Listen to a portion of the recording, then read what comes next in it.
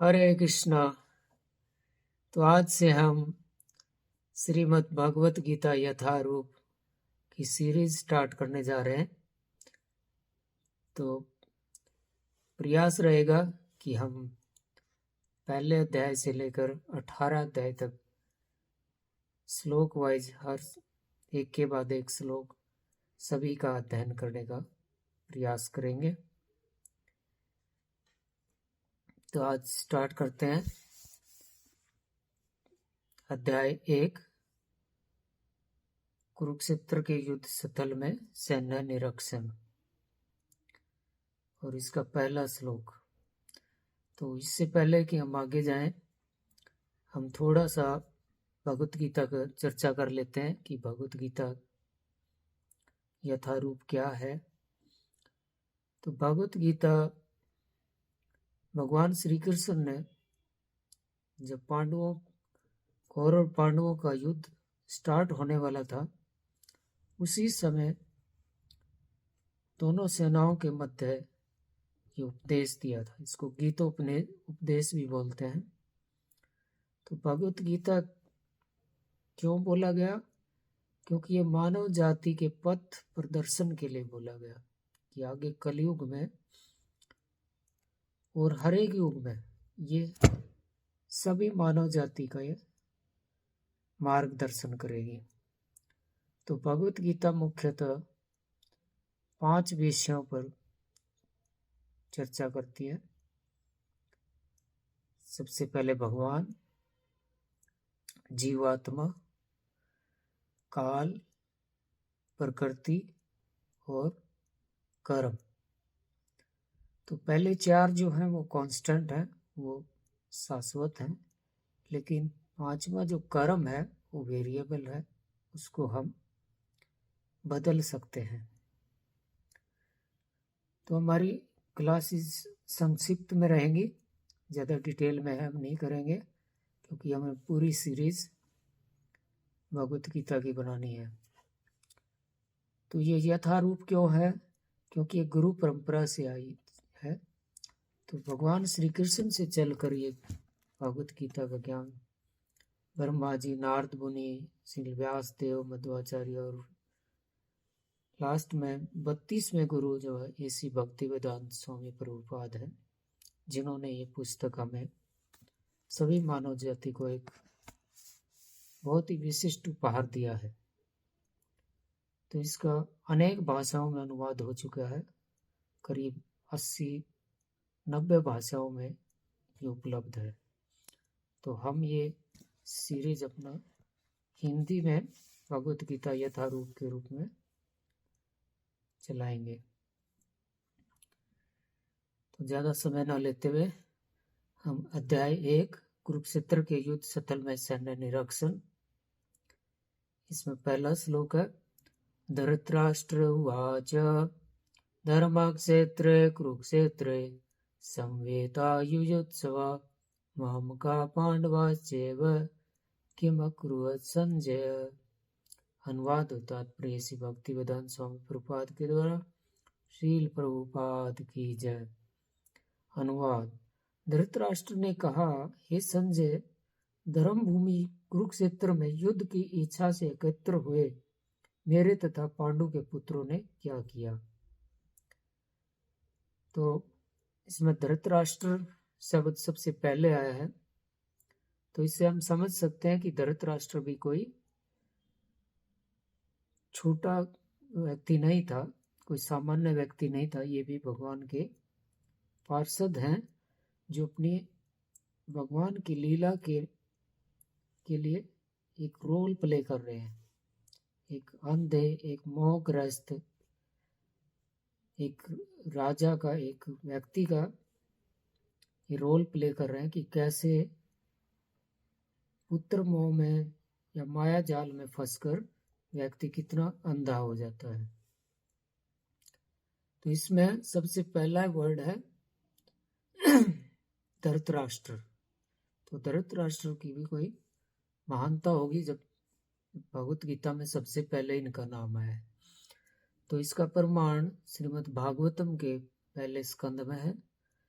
जब महाभारत का युद्ध हो चुका होता है, लेकिन धृतराष्ट्र और गांधारी महाराज युधिष्ठिर के साथ महल में रहते हैं और महाराज युधिष्ठिर बहुत ही उनको आदर से रखते हैं। लेकिन उनके भाई विदुर आकर उनको डांटते हैं कि आज तुम इन्हीं के टुकड़ों पे पल रहे हो जिनको मारने की आप योजना बनाते थे, तो उस योजना में आप बराबर के भागीदार हैं, तो आपको तुरंत वन में चले जाना चाहिए। और विदुर के वचनों के बाद, विदुर की एक डांट सहने के बाद धृतराष्ट्र तुरंत घर छोड़ देते हैं वन में जाकर, और 1 सप्ताह के अंदर वो भगवत धाम चले जाते हैं। वो शरीर छोड़ देते हैं 1 सप्ताह के अंदर, और माता गांधारी उनका संस्कार करती है और उनकी चिता में वो भी सती के रूप में सती हो जाती है, वो अपने आप को भी भस्म कर देती हैं। तो धृतराष्ट्र भी एक महान व्यक्ति थे जो एक 7 दिन के अंदर ही भगवत धाम चले गए। तो इससे हम समझ सकते हैं कि ये सभी भगवान के अंतरंग पार्षद हैं जो अपना अपना रोल प्ले करने के लिए भगवान की योजना से आए हैं। तो तात्पर्य में प्रभुपाद जी लिखते हैं कि भगवत गीता एक बहुपठित आस्तिक विज्ञान है। क्यों है? क्योंकि इसको स्वयं भगवान ने बोला है, भगवान की ये वाणी है, तो काल्पनिक बात नहीं है, स्वयं भगवान ने इसको बोला है। और धर्म वही है जो जिसको भगवान ने बनाया हुआ, जैसे भागवत में लिखा है धर्मात् साक्षात भगवत प्रणीतम। प्रणीतम मतलब जिस बनाना, धर्म वही है जिसको भगवान ने बनाया। तो इसमें इसको कैसे पढ़ना चाहिए कि मनुष्य को चाहिए कि वह श्री कृष्ण के भक्त की सहायता से संवीक्षण करते हुए भगवत गीता का अध्ययन करे। तो संवीक्षण का अंग्रेजी में मीनिंग होता है स्क्रूटनाइजिंगली। तो हमने भगवत गीता को बड़े स्क्रूटनाइजिंगली पढ़ना है, ये नहीं ऊपर ऊपर से पढ़ लिया बस हो गया, नो, इसके एक एक वर्ड का बहुत डीप मीनिंग है। तो इसको हमने कृष्ण के भक्त की सहायता से, तो भक्त कौन है? जैसे शुद्ध भक्त श्रील प्रभुपाद जी हैं, तो प्रभुपाद जी की कृपा से हम ये भगवत गीता पढ़ पा रहे हैं। और उनके प्रभुपाद जी का हमें संग मिल रहा है कैसे? उनके तात्पर्य से प्रभुपाद जी का हमें आज भी संग मिल रहा है। तो इस तरह से हमें, अगर हम पढ़ेंगे भगवत गीता को, तो इसमें सभी चीजें मिलेगी जो सभी शास्त्रों का निचोड़ है, और वो भी मिलेगी जो और शास्त्रों में नहीं मिलता है। जैसे भगवत गीता के माध्यम में बोलते हैं कि एक शास्त्रम देवकी पुत्रम गीतम, एको देव देवकी पुत्र एवं एको मंत्र तस्य नामानि यानि कर्म अपि एक तस्य देवस्य सेवा। कि आजकल लोग क्या कर रहे हैं, इस चीज को बढ़ावा दे रहे हैं, एक ही शास्त्र होना चाहिए, एक ही ईश्वर होना चाहिए, एक ही धर्म होना चाहिए। तो इसका भी यहाँ पे स्पष्ट किया गया है कि एक ही शास्त्र देव की पुत्र गीतम, कि केवल एक ही शास्त्र भगवत गीता हो जो सारे विश्वों के लिए हो, और एक देव देव की पुत्र एवं सारे विश्वों के लिए एक ईश्वर श्री कृष्ण, और एक ही मंत्र तस्य नामानि यानि, एक ही मंत्र, एक ही प्रार्थना। कौन सा मंत्र? हरे कृष्ण कृष्ण हरे हरे, हरे राम राम राम हरे हरे। तो इस तरह से, और एक ही सेवा तस्य देवस्य सेवा, कर्म एक ही होना चाहिए हमारा, वो भगवान की सेवा। तो भगवत गीता का भी यही निचोड़ है। भगवत गीता का सार क्या? शुद्ध भक्ति, हमें शुद्ध भक्ति करनी है। बहुत सारे लोग भगवत गीता का सार जो तरह तरह से प्रस्तुत करते हैं, लेकिन वो भगवत की कर्म ही पूजा है, कर्म, ये भगवत गीता का सार नहीं है। भगवत गीता का सार है कि हमें शुद्ध भक्त बनना है, शुद्ध भक्ति करनी है, भगवान की सेवा करनी है। तो गीता महात्म अलग अलग तरह से अलग अलग पुराणों में गीता महात्म दिया हुआ है।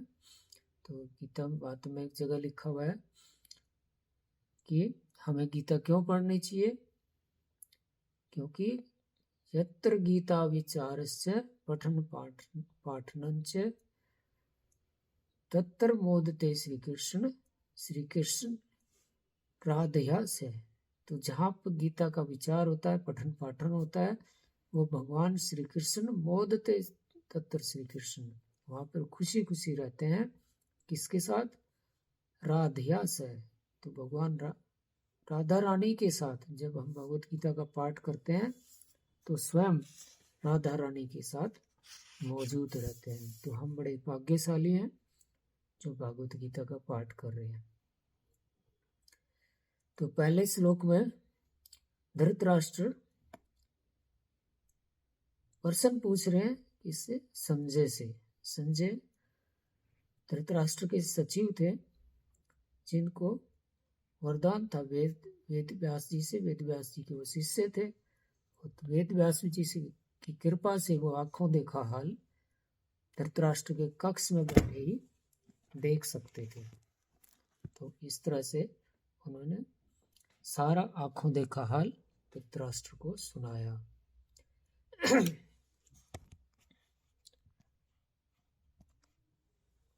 तो इसमें इस श्लोक की व्याख्या ऐसे कि धर्म अक्षेत्र कुरुक्षेत्र, कि कुरुक्षेत्र को धर्म अक्षेत्र कहा गया है क्योंकि आदिकाल से, जो वैदिक काल से भी स्वर्ग के निवासी भी यहाँ कर पूजा अर्चना यज्ञ करते थे।